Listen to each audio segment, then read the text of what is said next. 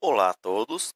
Na nossa aula de hoje, nós iremos fazer a correção de nosso exercício da página 17 e da página 18, que é justamente o nosso exercício referente à combustão a motores, certo? E ao princípio do motor a vapor, que foi justamente o conteúdo que nós trabalhamos na nossa aula de segunda-feira, certo? Então, hoje nós vamos corrigir o nosso exercício, que inicia-se aí na página 17 e vai até a página 18, as questões do 1 ao 4.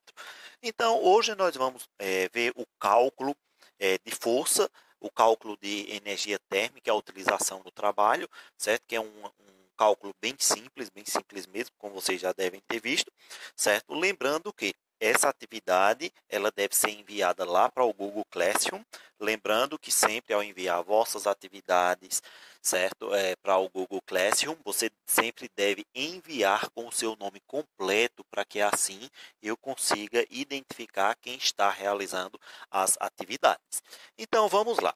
Vamos resolver agora nosso exercício, o exercício da página 17 e 18, exercício do 1 ao 4, certo? Então, esse exercício é justamente do nosso capítulo 7, do nosso livro 4, do nosso quarto bimestre. Então, vamos lá. Primeira questão, página 17, temos o seguinte. A imagem ao lado ilustra como funcionam as máquinas térmicas como a de uma locomotiva a vapor. Nela, o combustível é queimado em uma fornalha para evaporar a água. O vapor, então, é direcionado a um sistema composto de cilindros, pistões, bielas, rodas, transformando o calor em movimento. Neste processo, gases da combustão e do vapor d'água são expelidos para a atmosfera. Então, como nós podemos bem observar aqui, nós temos a fonte quente, que é justamente a fornalha, que é o combustível aqui que está sendo queimado, gerando o calor. Então, nós temos aqui a fonte quente. Essa fonte quente ela é utilizada para aquecer a água. Quando essa água aquece, ela se transforma em vapor. Então, o vapor ele sobe aqui sobre alta pressão e ele vai empurrar essa estrutura daqui que nós chamamos de pistão.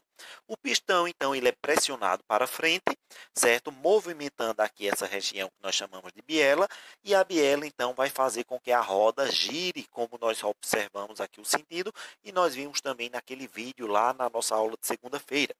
Quando o pistão ele é pressionado para frente, então abre-se essa válvula aqui em cima, aonde o vapor ele vai sair. Quando esse vapor sai, então o pistão novamente ele volta para o seu estado inicial, para o seu local inicial, e assim vai recomeçar todo o processo, onde mais vapor sobe, empurra o pistão empurra a biela, e a biela faz então a roda girar, e assim dá-se prosseguimento justamente ao movimento dessa máquina, onde nós temos aqui a energia térmica, o calor, certo? Vindo a partir da combustão desse material aqui, onde ele é transformado em energia mecânica, ou seja, em movimento. Então, vejamos aqui a letra A. Temos assim, relacione as partes esquemáticas de uma máquina térmica. Fonte quente, fonte fria, trabalho gerado com as partes da locomotiva a vapor. Então, nós temos aqui, aonde é a fonte quente? A fonte quente é justamente o número 1, que é essa região aqui, é a fornalha, certo? A fornalha, essa região daqui, é a fonte quente. O número 2, a fonte fria. Quem seria a fonte fria? Seria justamente a atmosfera. E a atmosfera aqui, ela pode ser representada tanto por essa região aqui, onde está escapando o vapor diretamente da fornalha, como também o vapor que está sendo liberado a partir do cilindro, a partir do movimento do pistão. Essas regiões aqui, onde nós temos vapores quentes saindo dessa região e indo para a atmosfera. Então, a atmosfera ela é a fonte fria. E número 3, o trabalho gerado, certo? É justamente o sistema que transforma o calor em energia, que vai ser todo o conjunto aqui do cilindro, o pistão, a biela e a roda, certo? O movimento, todos esses movimentos aqui é justamente o trabalho gerado. Então, a ordem é 1, 2 e 3, como está aqui, fornalha, atmosfera e sistema que transforma o calor, certo? Então, essa é justamente a ordem onde é utilizado essa energia. A letra B, temos o seguinte: no experimento proposto neste capítulo, recomendamos molhar uma seringa com água e detergente e movimentar o embolo, que é justamente aquela estrutura que nós empurramos na seringa, algumas vezes para o líquido se espalhar. Um motor funciona como um sistema parecido com a seringa, como mostra a imagem anterior, em que há um cilindro e um pistão. No caso dos motores, o cilindro e o pistão são lubrificados com óleo, que deve ser trocado periodicamente. Qual o sentido de utilizar o detergente no experimento com a seringa ou o óleo nos motores? Então, veja bem, gente, no caso, nesse experimento que é proposto aí com a seringa, ou então, que é a mesma coisa, por isso que nós utilizamos óleos lubrificantes em nossas máquinas. Qual é o sentido de utilizarmos isso? É justamente reduzir o atrito e assim diminuir as perdas de transformações de energia. Quando nós colocamos um óleo lubrificante, por exemplo, em uma máquina, ela vai funcionar de uma forma mais livre, não vai ter tanto atrito entre as partes daquele maquinário e o movimento ele vai dar-se de uma forma muito mais livre, certo? Sem grandes pressões. Isso também evita com que as partes daquela máquina que estão em contato direto, estão se atritando, elas se desgastem, ela tem um desgaste justamente pelo atrito. Então, a lubrificação, tanto pelo detergente lá no experimento da seringa, como é proposto, como também a utilização de óleos lubrificantes nas máquinas, ela serve justamente para isso, para melhorar o movimento realizado por determinada máquina e principalmente diminuir o atrito entre as partes que estão realizando aquele determinado movimento. Então, é justamente isso, a letra B. Então, vamos para a nossa questão de número 2. Temos o seguinte: em uma fábrica de desenvolvimento de motores, um motor de combustão interna era capaz de gerar 20 calorias de trabalho a cada ciclo em que recebia 100 calorias de energia vindas da queima do combustível. Então, veja bem aqui, o motor ele utilizava 20 calorias, ele recebia 100 calorias, certo? Chegavam a esse motor 100 calorias. Só que ele só utilizava dessas 100, ele usava para realizar um trabalho 22 calorias. Então, vê bem, após modificações no projeto do motor, ele passou a gerar 25 calorias de trabalho, certo? Ou seja, ele continuava recebendo 100, só que agora ele está utilizando melhor, de uma forma mais adequada, a energia que recebe. Então, letra A. Após as alterações, o rendimento do motor aumentou, diminuiu ou ficou igual? Justifique sua resposta. Então, aumentou, pois passou a gerar mais trabalho com a mesma quantidade de calor recebido. Então, antes ele recebia 100 e só utilizava 22. Agora ele continua recebendo 100 e ele utiliza 25 para gerar trabalho. Ou seja, teve um ganho aí de 2 calorias sendo utilizadas, aliás, 3 calorias sendo utilizadas a mais para gerar o trabalho. Antes ele utilizava 22 e ele acabava perdendo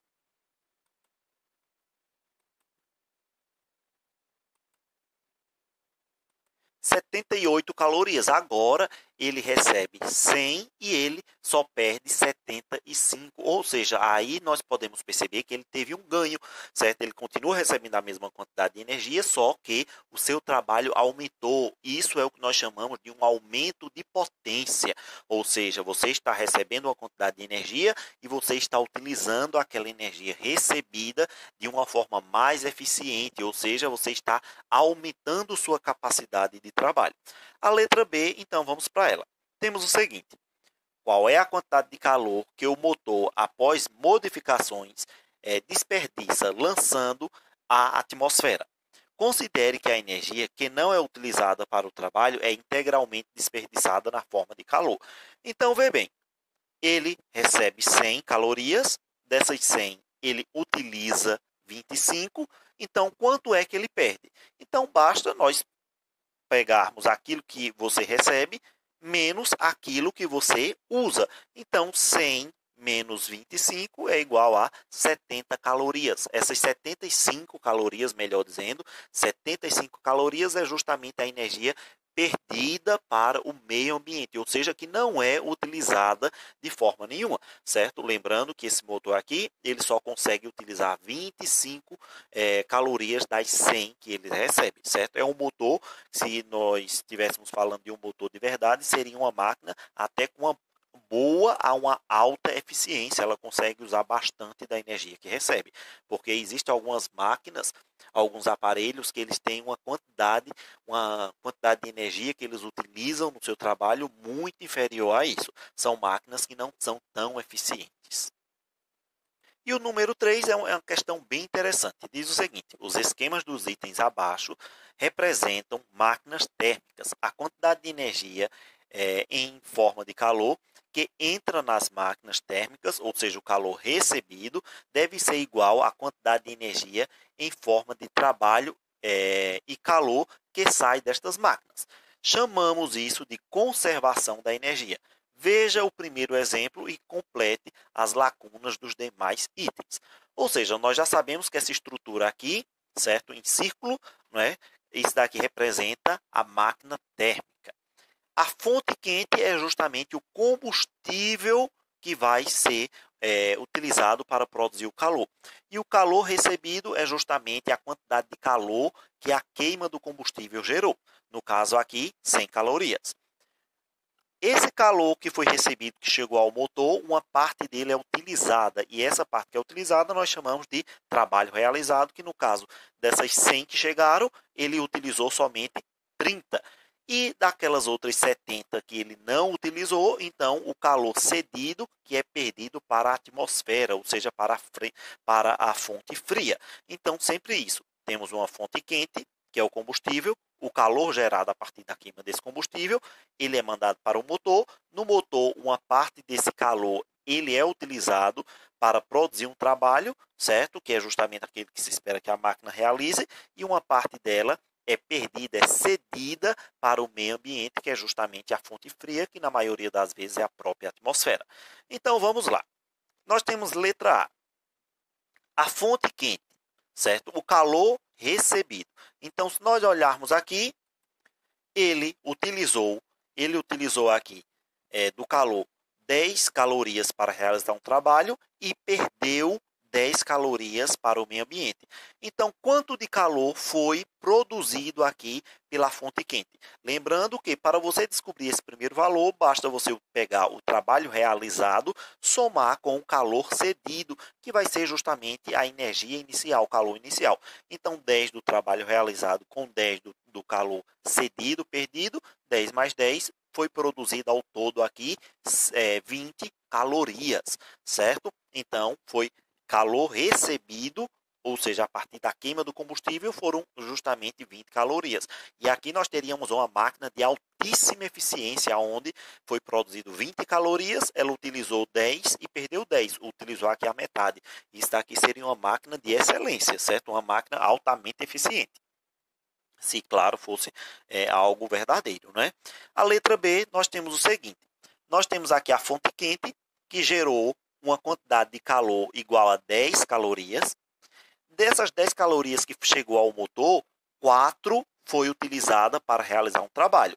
Se você recebe 10 e utiliza 4, quanto você perdeu para a fonte fria? Você perdeu justamente 6 calorias, certo? Então, a quantidade de calor perdida, cedida para o meio ambiente foi justamente 6 calorias, porque lembrando, a soma do calor cedido mais o trabalho realizado tem que ser igual ao calor recebido, ao calor produzido, certo? Então, se foi produzido 10, foi utilizado 4, se perdeu 6.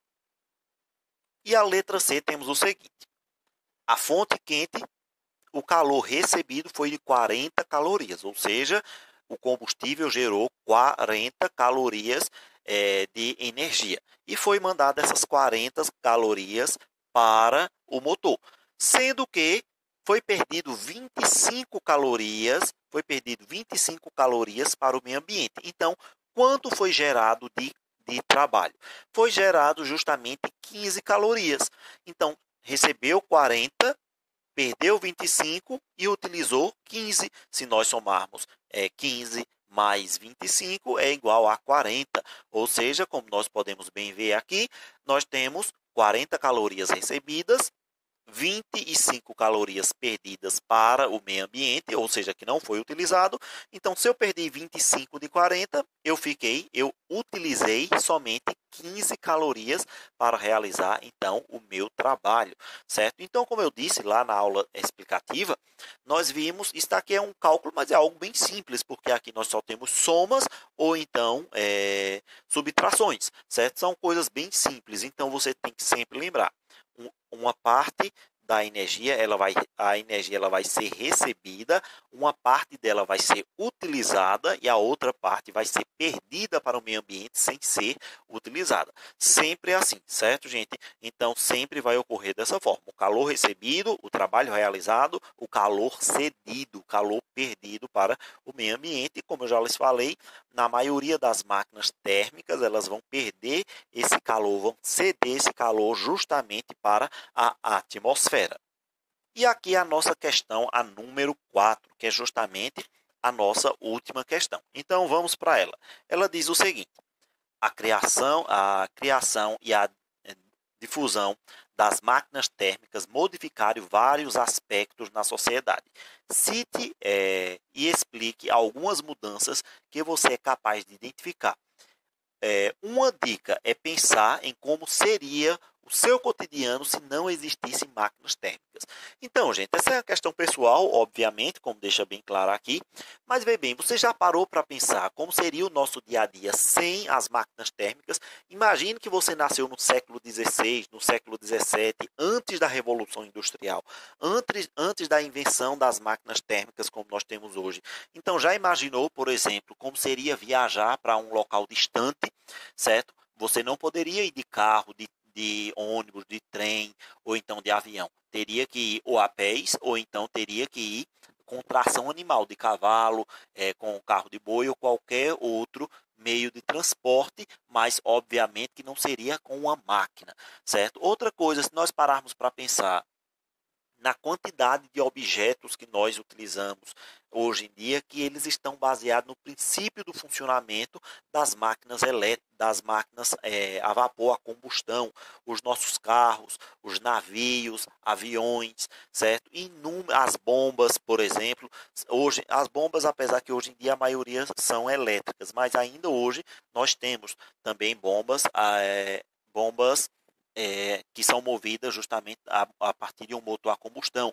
Mas, por exemplo, parte da energia elétrica ela é produzida a partir de combustíveis fósseis em usinas termoelétricas, ou seja, que usam o princípio da máquina a vapor também para produzir energia elétrica. Então, já parou para pensar como seria o nosso dia a dia sem essas máquinas, sem esse auxílio? Certamente seria muito diferente. Então, aqui certo? Você vai pegar e dizer justamente isso. Você vai dar exemplos como você acha que seria a sociedade sem as máquinas térmicas, certo? Vai dar exemplos de algumas máquinas térmicas, inclusive eu já falei alguns aqui, não é? E você vai dizer como você acha que seria o nosso dia a dia, ou então como as pessoas viviam no passado, antes da Revolução Industrial, antes da invenção das máquinas térmicas, como os carros, as bombas, os trens, os aviões, certo? Então, você vai dar justamente um exemplo aqui. Então, nós temos aqui algumas das mudanças ocorridas na sociedade, seria no caso a sensação e encurtamento das distâncias, não é? Porque hoje em dia nós fazemos uma viagem muito mais rápido de avião ou de carro do que se fazia há 150, 200 anos atrás, que tinha que ser basicamente a pés ou então a cavalo. Uma economia com base na indústria, já que a nossa economia hoje em dia está baseada principalmente a partir dos meios de produção, a indústria, e a degradação ambiental também. Infelizmente, a Revolução Industrial ela está diretamente ligada também a graves problemas ambientais, por exemplo, como o aquecimento global, certo? E também a contaminação dos riachos, dos rios e também da atmosfera, por produtos vindo justamente a partir das atividades industriais. O encurtamento das distâncias se dá porque as máquinas térmicas permitiram ao ser humano se locomover mais rápido e por distâncias maiores. Primeiramente com o uso de navios, trens e automóveis a vapor e mais recentemente com motores de combustão interna, que também são máquinas térmicas, como são os carros atuais. Hoje em dia, os carros, aviões, os ônibus que nós utilizamos atualmente.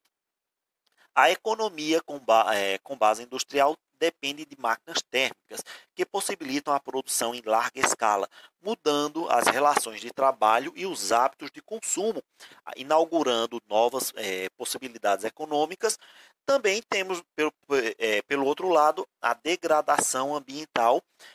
Acontece porque as máquinas térmicas emitem gases nocivos à saúde e ao ambiente durante seu funcionamento, podendo causar problemas respiratórios, agravamento de alergias e o aumento da temperatura global, que vai ser justamente o conteúdo que nós vamos trabalhar na nossa próxima aula. Nós vamos ver essa relação entre a indústria, entre o funcionamento das máquinas térmicas e os problemas ambientais. Então, gente, nós vamos finalizando nossa atividade de hoje por aqui, nossa correção, sendo que agora nós vamos ter 2 vídeos que falam justamente sobre o que é abordado aqui nessa última questão. Nós vamos ver como era a sociedade antigamente, antes da Revolução Industrial, como a sociedade se transformou durante a Revolução Industrial, a relação de trabalho entre as pessoas naquela época, como também o trabalho se modificou e como a economia e como a sociedade se transformou a partir do advento da formação, certo, da indústria moderna como nós temos hoje.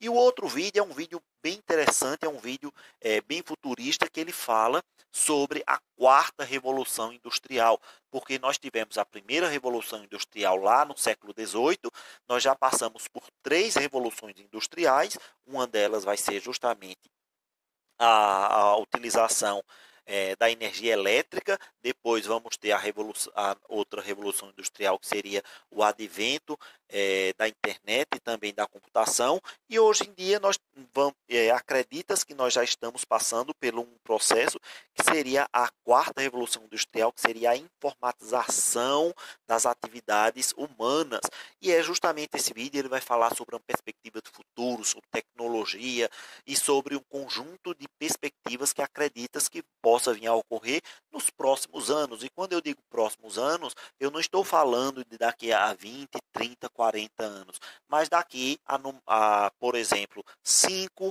6, 10 ou 15 anos no máximo, ou seja, são coisas que podem vir a ocorrer, inclusive já o ano que vem, por exemplo, a melhoria nos telefones, nos computadores, no satélite, nas comunicações, são coisas que estão ocorrendo muito aceleradamente, e isso já é classificado como a 4ª Revolução Industrial. Então, vamos ver esses 2 pequenos vídeos, que são bem interessantes, certo? E compare como era a primeira Revolução Industrial lá do século XVIII e a atual Revolução Industrial, certo? Que nós estamos passando hoje, que é o que nós chamamos de técnico-científica. Então, um abraço a todos, espero que todos estejam bem e até a nossa próxima aula.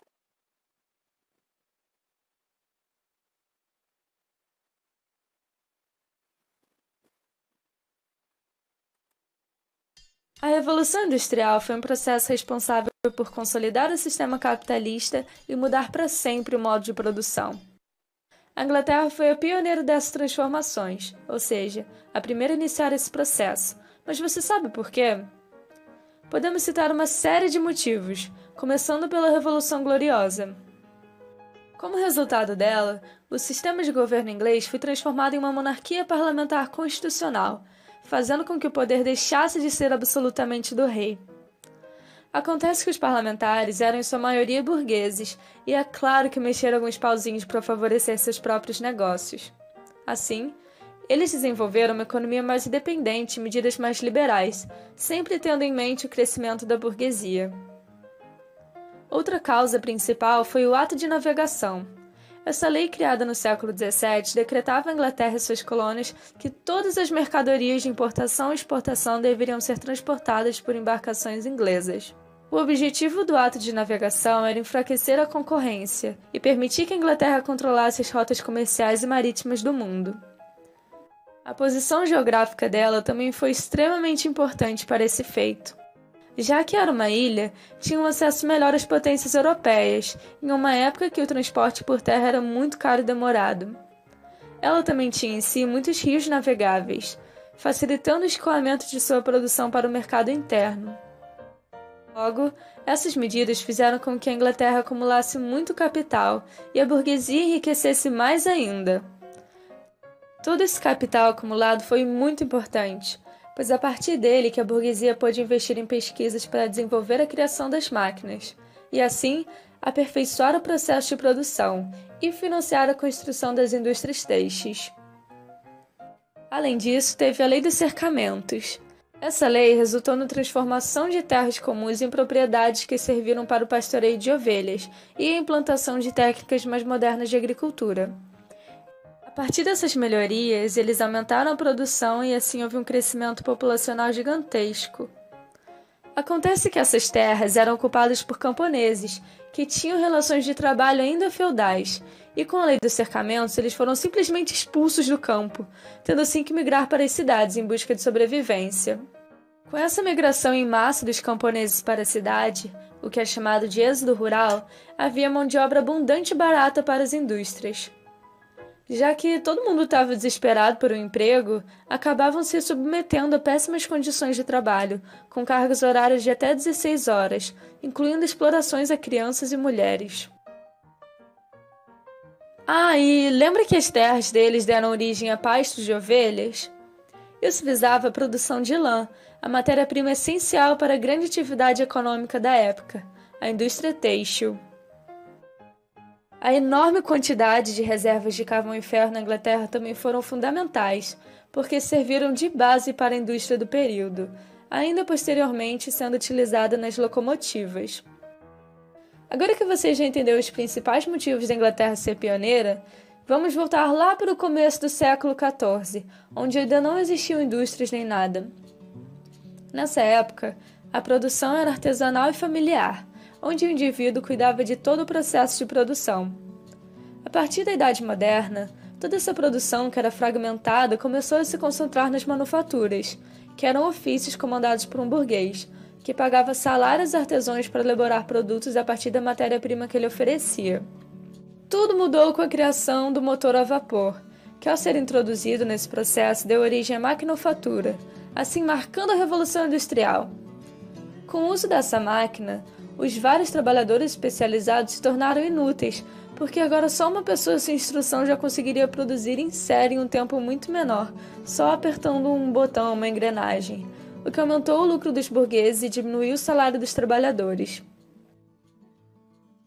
Lembra que eu comentei que as condições de trabalho eram horríveis e perigosas? Não havia nenhum tipo de segurança nem direitos para os trabalhadores. Se você faltasse por problemas de saúde ou tivesse um dedo cortado fora, era logo demitido.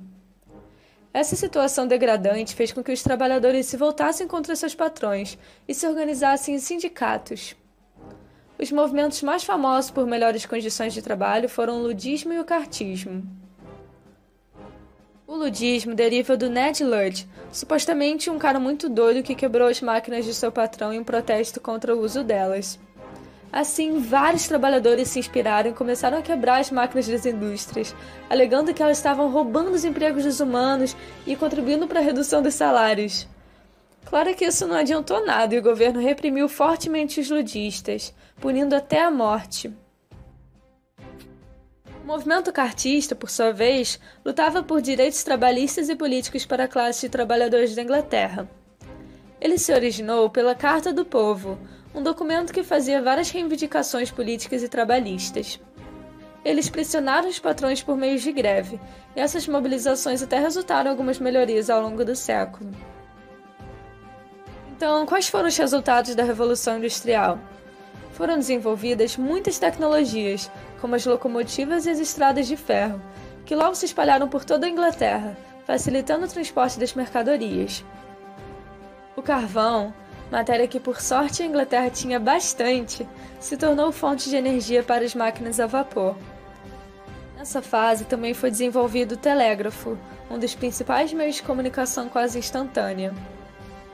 A Inglaterra se tornou o maior centro urbano e comercial do mundo, o que ameaçou o poder dos outros países europeus, que estavam com medo de se tornar independentes economicamente, e por isso iniciaram seus próprios processos de industrialização.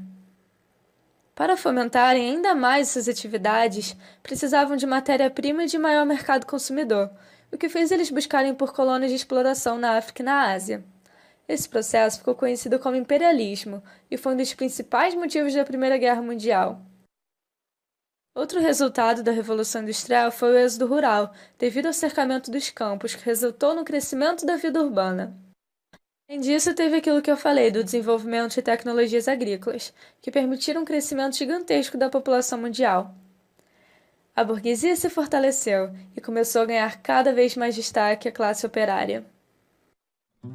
É isso!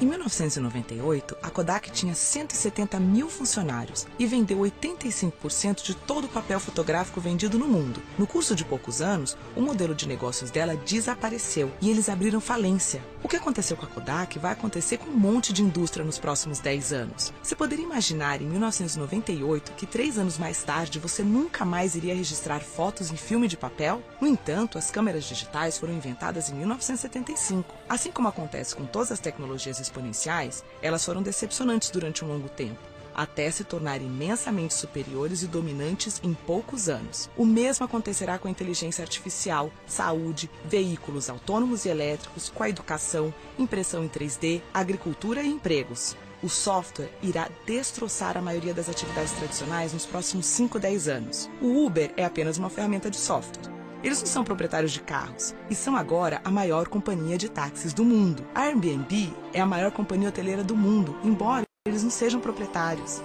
Inteligência artificial.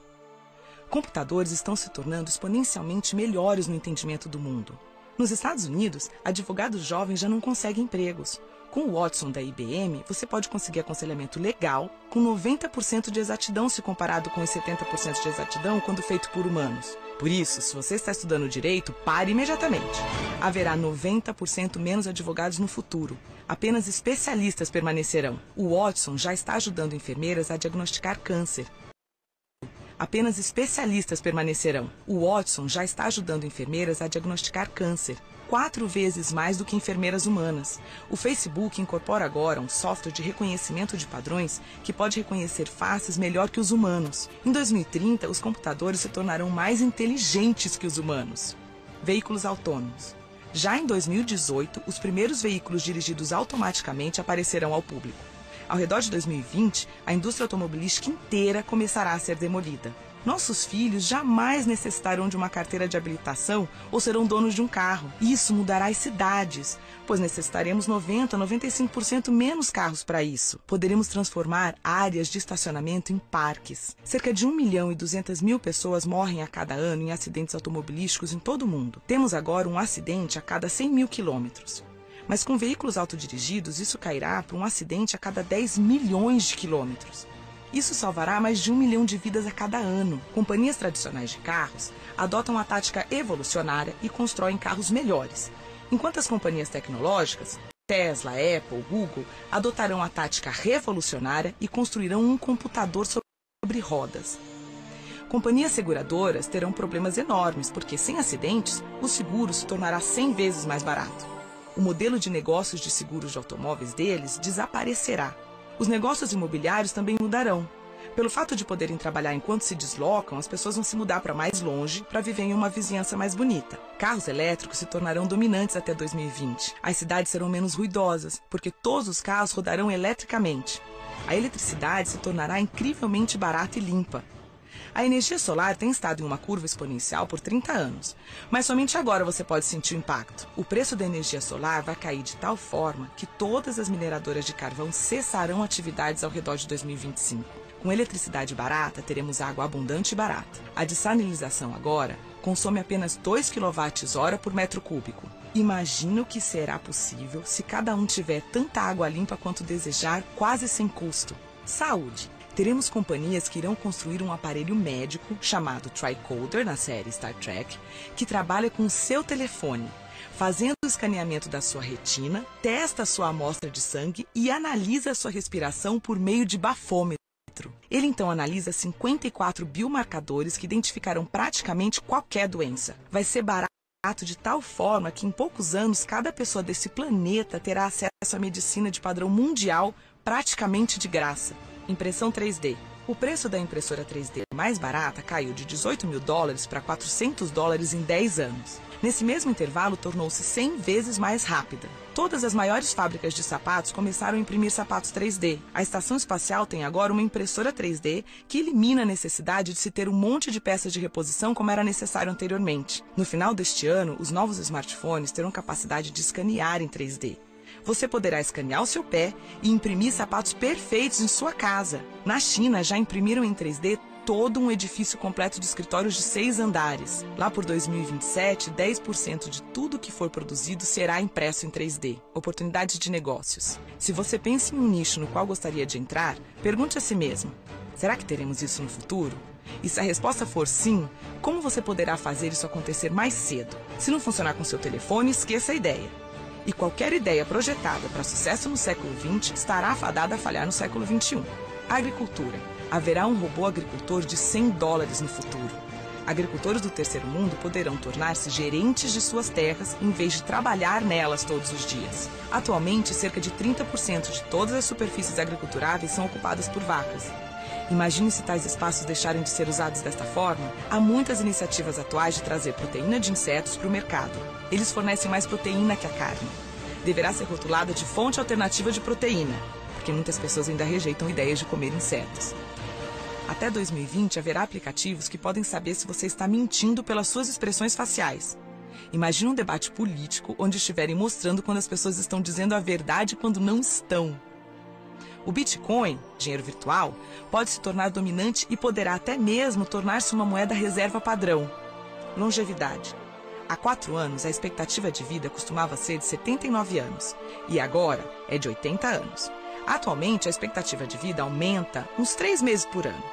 Por volta de 2036, haverá um aumento de mais de 1 ano por ano, ou seja, todos passarão a viver vidas longas, possivelmente bem mais que 100 anos. Estamos vivendo a 4ª Revolução Industrial. Bem-vindos!